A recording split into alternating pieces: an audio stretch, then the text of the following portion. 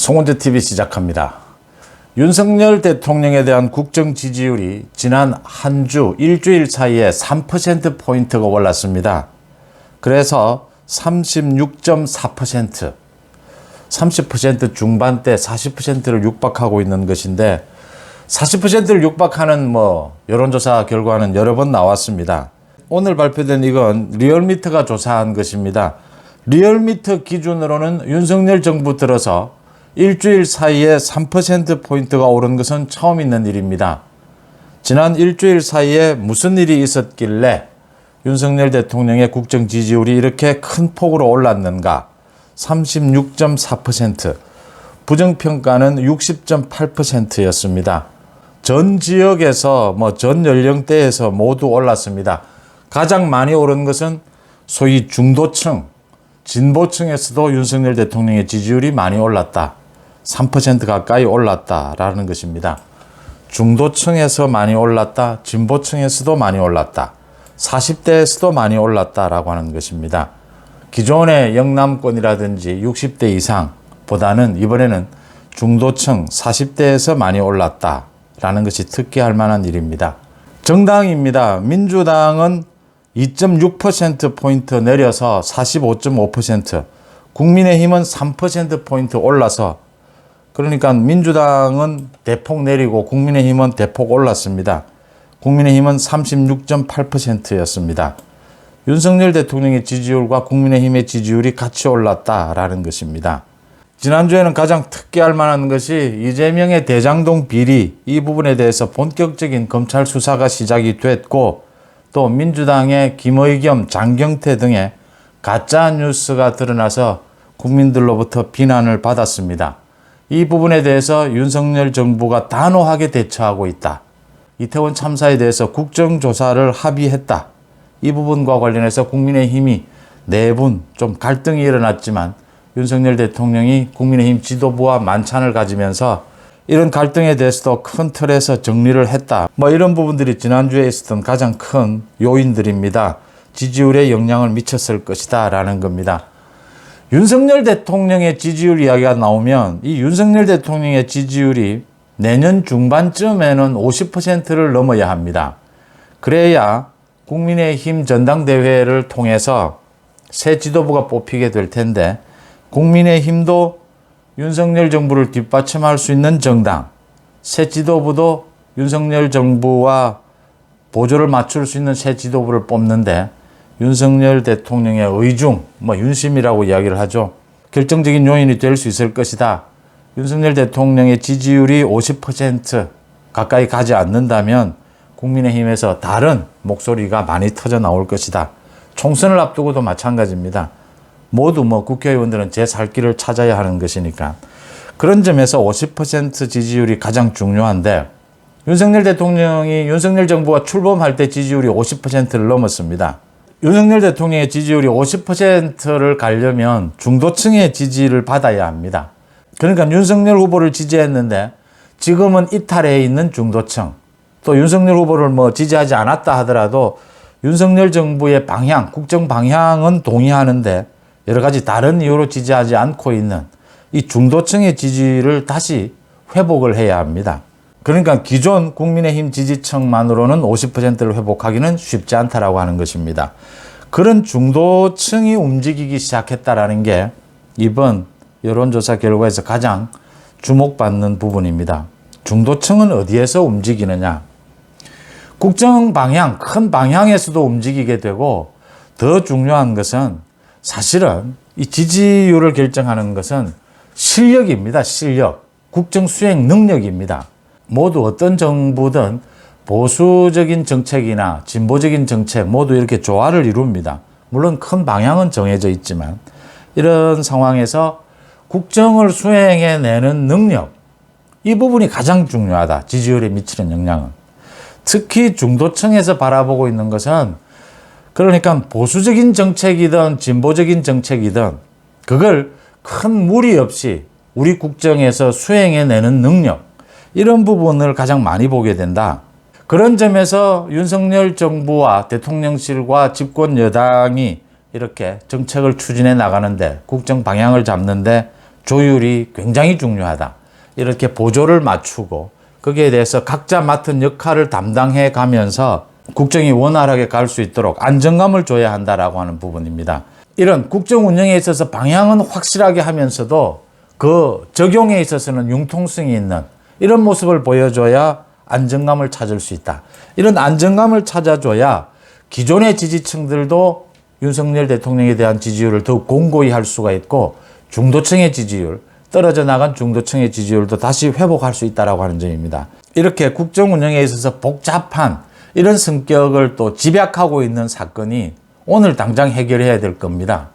화물연대 파업입니다.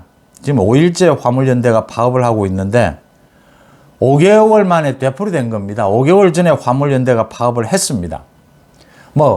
내용은 똑같습니다. 안전운임제 보장입니다. 그러니까 기본적인 월급을 보장해 달라라는 것입니다. 이게 5개월 전에 문제가 돼서 많은 목소리들이 터져 나왔습니다. 윤석열 정부의 국정 운영 방향은 뚜렷합니다. 이 노조에 대해서는 특히 민주노총을 비롯한 이 거대 노조는 이미 귀족 노조가 되어 있고 정치화되어 있다. 민주노총은 윤석열 정부 흔들기에 집중하고 있다. 정치적으로. 그래서 노조 개혁을 해야 된다라고 하는 것은 우리 국가 경제를 위해서나 국가 운영을 위해서나 이건 절실한 문제다. 노조는 개혁한다. 라는 부분으로 방향은 잡혀 있습니다. 문제는 이제 말씀드린 대로 융통성 있는 정책과 국정 운영 능력을 보여주느냐라는 것입니다. 화물연대가 지금 파업을 하고 있는데 참여율은 20% 됩니다. 대부분은 참여하지 않고 있습니다. 참여하지 않고 있는 이 사람들에 대해서 폭행을 행사하는 일도 벌어졌고 지금 화물연대 파업으로 5일째 계속이 되면서 건설 현장이 스톱을 하고 있고 항만 물류가 지금 스톱을 하는 이런 엄중한 사태입니다. 여기에 대처할 수 있는 것이 정부가 업무 개시를 명령을 내릴 수가 있습니다. 오늘 그러니까 처음으로 정부와 화물노조가 오늘 오후에 협상을 가집니다.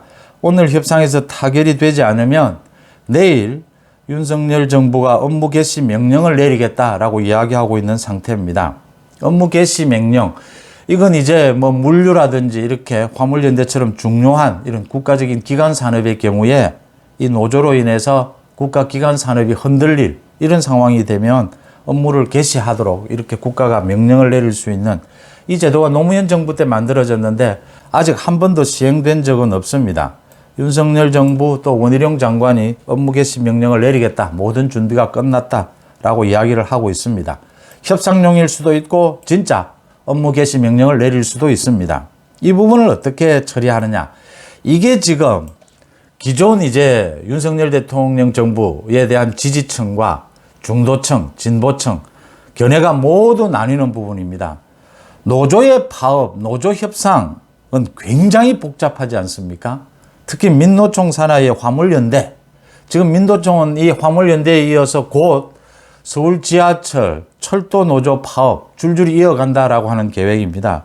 윤석열 정부 흔들기죠. 윤석열 정부에 대항해서 민노총이 자신들의 목소리 제압하겠다. 윤석열 정부의 노조 개혁을 제압하겠다라는 것이죠. 윤석열 정부의 노조 개혁은 공공노조로 인해서 효율성이 너무나 떨어진다. 이 노조를 개혁하지 않고서는 공공부문의 경쟁력이 안 된다라고 하는 것입니다. 많은 국민들이 윤석열 정부의 이 방향, 국정운영 방향에는 동의를 합니다.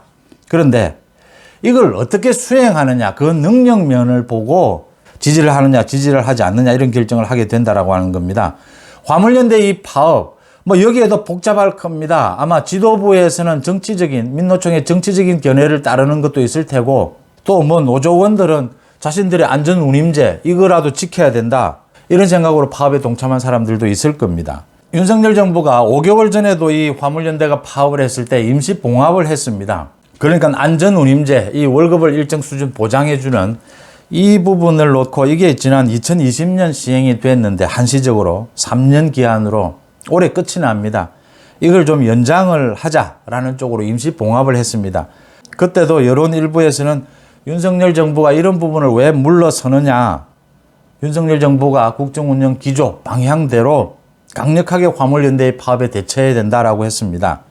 윤석열 정부가 그걸 몰라서 하지 않는 것이 아니고 이 화물연대 파업을 너무 강하게 또 누르게 되면 이 파업에 참여하는 사람들이 더 늘어나는 부작용이 생길 수도 있고, 처음으로 업무 개시 명령을 내리게 되면 여기에 따르지 않는 운송업자에 대해서는 면허 취소 등의 조치를 내려야 합니다. 굉장히 강력한 조치죠. 그러니까 화물연대의 반발, 수위 이런 것들도 봐야 하고 협상 이런 부분도 봐야 하고, 더 중요한 것은 국정 전체를 놓고 화물연대 파업이 가져올 그 후유증, 여기에 지금 이걸 막는 데 집중해야 할 때냐, 아니면 다른 요인들, 뭐 수많은 국정에는 뭐 수백 가지 요인이 동시에 움직이지 않습니까? 이런 것들도 판단해야 한다. 국정의 균형감, 이런 부분에서 화물연대 이 부분을 사실은 임시 봉합을 했던 것입니다. 그게 다시 터진 것인데, 이 대목에서 지금 이 시점에서 이 화물연대의 파업 어떻게 대처하는 것이 옳으냐. 지금 이재명의 민주당을 비롯해서 민노총의 이 연쇄적인 파업 움직임, 여기에 쐐기를 받기 위해서라도 화물연대 파업에 대해서 강력하게 이번에는 대처한다. 5개월 전과는 상황이 다르다. 그 부분 강력하게 대처하는 것은 이제 업무 개시 명령을 내리는 겁니다. 내일. 그런데 오늘 화물연대 측과 정부 측이 이제 협상을 갖습니다. 화물연대가 안전운임제 관련해서 업종도 다양하게 해달라. 지금은 시멘트나 수출입 컨테이너 등에 대해서 적용이 되고 있는데 이 업종을 다양하게 해달라. 그 다음에 기한도 뭐 항구적으로 영구히 해달라. 이렇게 주장을 하고 있는데, 정부에서는 3년 더 연장은 할 수 있다라고 하는 절충안을 내놓은 상태입니다. 화물연대가 이 부분을 받아들이지 않으면 내일 이제 강력하게 업무 개시 명령을 내리겠다라고 하는 입장입니다. 여기에서 방침은 강력하게 대응한다라고 세웠더라도 이제 이걸 이행해 가는 과정에서는 굉장히 융통성을 보일 필요가 있다라고 하는 겁니다. 이게 이제 국정 수행 능력이지 않습니까? 물론 뭐 정부도 여러 가지 경우의 수를 놓고 지금 분석을 하고 있고, 정부가 강력하게 대응했을 경우에 화물연대 이 파업이 수그러들 것인지 아니면 오히려 더 확대될 것인지, 이런 부분들이 이제 가장 우려가 되는 것입니다. 오늘 오후 협상에서 화물연대가 이 정부의 강력한 대응에 따라서 적정한 정부의 절충안에 합의를 할 건지 이 부분도 지켜봐야 되는데, 여기에서 원희룡 장관이, 국토교통부의 원희룡 장관이 다른 부분, 뭐 집값을 잡고 또 집값이 너무 내려가는 부분도 좀 문제가 있으니까 연착륙을 시키는 부분, 국토교통부 산하의 공기업에 대해서 인적 쇄신을 하는 부분, 이런 부분들을 다 계획대로 착착 잘 진행해 가고 있는데, 가장 참 어려운 게 이 화물연대 파업 부분입니다. 화물연대 파업에 대해서 정부가 공권력으로 강력하게 대처해야 된다는 것은 많은 국민들이 동의하고 있고, 많은 국민들이 이 시점에서는 그게 필요하다라고 하고 있습니다. 또 국정 운영의 전체의 이 우선순위에도 화물연대의 이런 파업에 대해서는 강력하게 대처하는 것이 필요합니다. 문제는 이게 부작용이 나서 화물연대의 파업이 더 확대된다든지 또 다른 영역에까지 나쁜 영향을 미치게 되면 이 국정운영 기조에 찬성을 했던 사람들도 또 그 지지를 철회하는 이런 경향을 보이게 됩니다. 그게 이제 여권이 갖고 있는 책임감이죠. 책임감이 없다면 뭐 언제나 그런 주장을 할 수가 있습니다. 화물연대 불법 파업 강력하게 대응해라. 강력하게 대응하면 거기에서 부작용 생기면 또 여론이 달라집니다. 책임감이 없을 때는 그런 주장을 할 수가 있는데, 책임감을 갖고 할 수밖에 없는 정부로서는 굉장히 고민스러운 부분입니다. 그럼에도 불구하고 화물연대 이 파업 부분에 대해서는 이번에는 물러설 수는 없다. 이미 정부가 3년 더 연장, 이 적용 부분을 확대해 줄 수는 없지만 현재의 레미콘이라든지 수출입 컨테이너로 한정을 해야 되지만 이 기간은 3년 더 연장을 하겠다라는 절충안을 내놓은 만큼 화물연대가 오늘 협상에서 이걸 수용하지 않는다면 내일 좀 부작용이, 일정 부분 부작용이 예상되더라도 강력하게 업무 개시 명령을 내릴 필요가 있고, 거기에 따른 부작용을 최소화하기 위한 조치들을 할 필요가 있다. 원희룡 장관이 어제 밝혔습니다. 모든 업무 개시 명령을 내릴 모든 준비가 되어 있고 그 부작용을 최소화시킬 조처도 모두 취하고 있다고 했습니다. 이제 이렇게 국정 운영의 방향을 잡고 그걸 수행해 나가는 능력을 보여주면서 지지율 부분도, 그러니까 많이 윤석열 정부를 지지했다가 이탈했던 많은 중도층, 또 윤석열 정부를 반대했던 많은 중도층들도 국정 수행 능력에 따라서 윤석열 정부를 지지하는 쪽으로 이제 돌아서게 될 것이다. 그런 게 지지율의 움직임이다. 오늘 그 지지율 움직임의 가장 큰 또 하나의 관건이 될 수 있는 화물연대에 대한 파업, 이 부분에 대해서 어떻게 대처하느냐라는 게 당장 눈앞에 과제로 떠올랐습니다. 송은재 TV 마칩니다. 고맙습니다.